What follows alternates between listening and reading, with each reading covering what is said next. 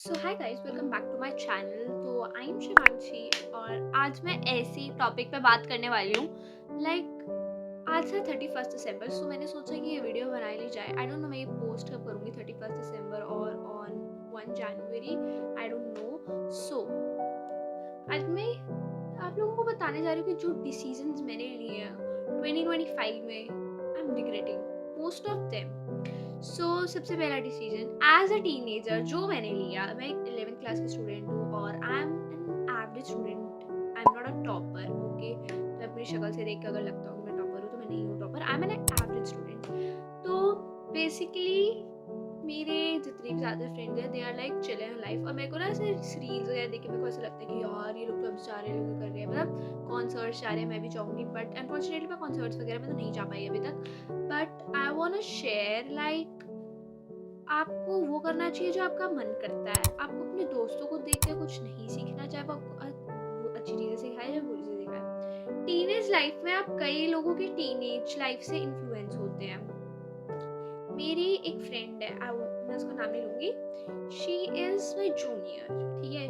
वो कॉन्सर्ट्स में जाती है, घूमती फिरती है, टॉपर है, जिसका मतलब कि वो पढ़ती भी है और लाइफ को एंजॉय भी कर रही है। ऐसा बच्चा होना चाहिए, ऐसा टीनेजर होना चाहिए। बट मेरा जितना फ्रेंड सर्कल है दे आर लाइक चिल, हम घूमेंगे फिरेंगे पढ़ेंगे नहीं। इस चीज़ से इन्फ्लुएंस होगी मैंने भी यही करना शुरू किया। मार्क्स नहीं आए, एक बार नहीं आए, फिर मेरे को हुआ कि यार इनके तो आ रहे हैं, मेरे नहीं आ रहे मार्क्स। फिर मैंने पढ़ना शुरू किया। और ये मैं आपको बता रही हूँ, हम लोग जो भी है ना, इस कलयुग में एवरीवन इज स्नेक। कोई तुम्हारा सगा नहीं है। तुम लोगों ने कल्ले जन्म लिया है, अकेले तुम लोग मरोगे। तो किसी के भरोसे तो मत ही रहो कि हाँ ये कह रहा है, ये सही है, ये मेरे साथ देगा। Don't do this. So rather than trusting on them, आप लोग खुद भी ऐसे बन जाओ। आप लोग उनको कहो कि हाँ भाई हम चल गए, हम तो ये हैं वो हैं, हम नहीं पढ़ रहे। बट आप सीक्रेटली पढ़ो, पढ़ो। क्योंकि आपने जो करना है ना खुद के लिए करना है। टीनेज लाइफ में हम लोग दूसरों की लाइफ से बहुत ज़्यादा इन्फ्लुएंस होते हैं। हमारा मन करता है कि हम भी इनकी तरह चाहिए, हमें कॉपी करें। स्पेशली अगर आप इंटरेस्ट स्क्रॉल करते हो, अगर आप यूट्यूब देखते हो बहुत, मतलब यूट्यूब पे ब्लॉग्स वगैरह देखते हो, तो आपको मन करता है ऐसा करने का। बट टीनेज लाइफ में सक्सेसफुल होने का मतलब, टीनेज लाइफ में अच्छे से खुश रहने का यही मतलब है कि आपको ये भी पता होता है कि हाँ ये मेरा दोस्त अगर नहीं है, ये मेरा साथ नहीं दे रहा है, ये मेरा मतलब, but still you will be so clingy to them. मतलब समझ रहे हो ना आप कि हाँ भाई मैं तो इसकी, तो मेरी सखी सहेली है, ओ वाओ ये वो। बट इन फैक्ट वो आपका साथ नहीं देने आने वाली। आपको जो करना है खुद करना है। वो आपके साथ मरने तो जाने नहीं वाली। उसने आपके साथ एंट्रेंस टेस्ट तो देना नहीं है। उसने आपके वाला फील्ड करियर में तो चूज नहीं करना। सब कुछ मतलब आप खुद दिमाग लगाओ।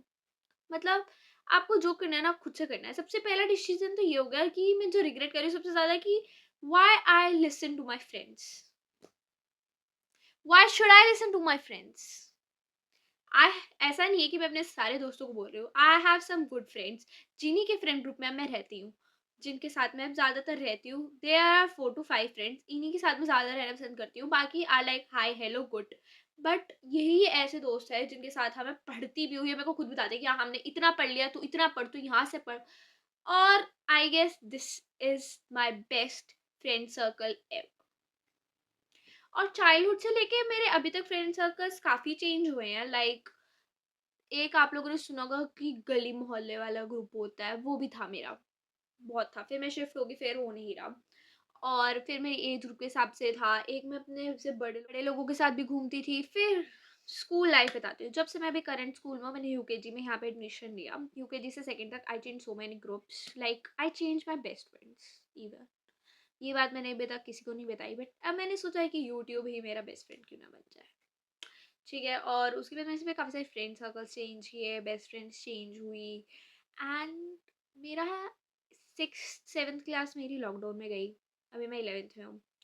और 7th भी मोस्ट ऑफ लॉकडाउन में गई। फिर जब 8th में स्कूल खुला तो आई हैव अ ग्रुप जिसमें 2 3 लड़के और हम 3 4 लड़कियाँ थी। ऐसे करके हमारा ग्रुप होता था।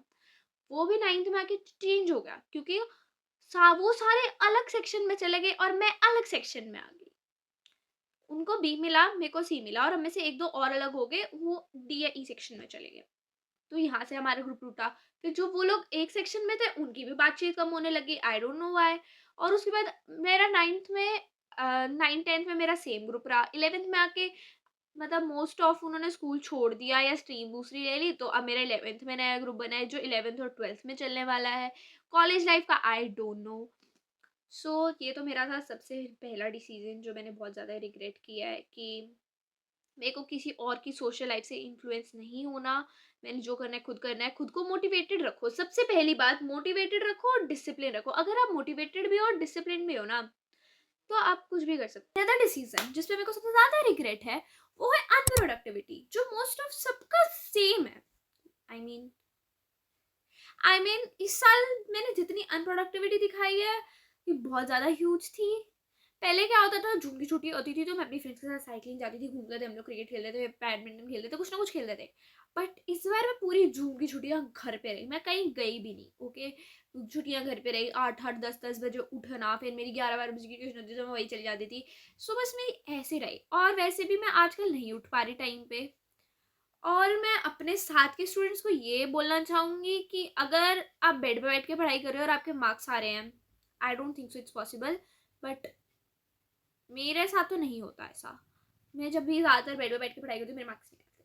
आई थिंक हमें सबसे पहले तो डिसिप्लिन रहना चाहिए। अगर मैं जल्दी उठती तो मैं ये कर लेती, अगर मैं ऐसे करती तो मैं ये कर पाती। तो सबसे पहले ना मेरे अंदर बहुत ज़्यादा रिग्रेट्स आ रखे हैं इस साल के लिए, जो मैं नहीं चाहती कि ये रिग्रेट्स लेके मैं 2026 में जाऊँ।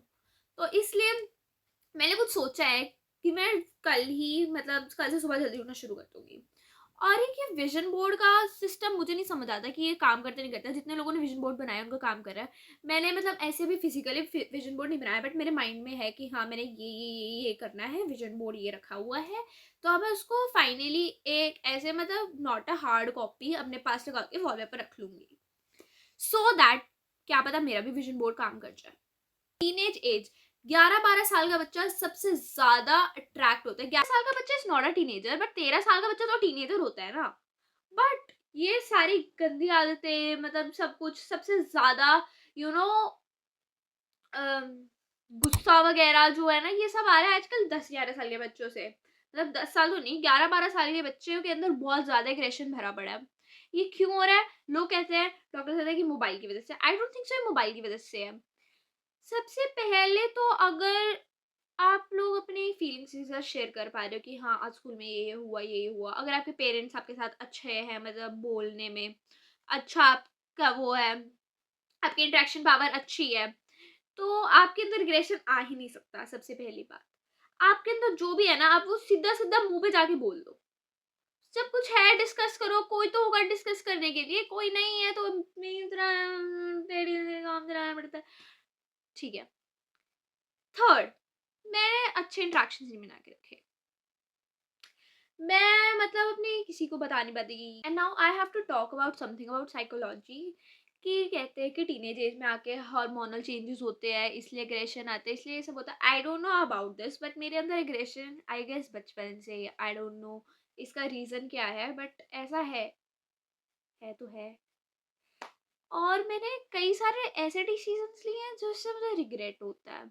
सबसे पहली चीज़ कि मैं टाइम पे कोई काम नहीं करती। अब जैसे मैंने ये वीडियो सोचा था मैं 5 दिन पहले बनाऊँगी, ठीक है? मैंने ना कई चीज़ें ऐसे लिख के भी रख ली थी कि हाँ, ये डिसीज़न है।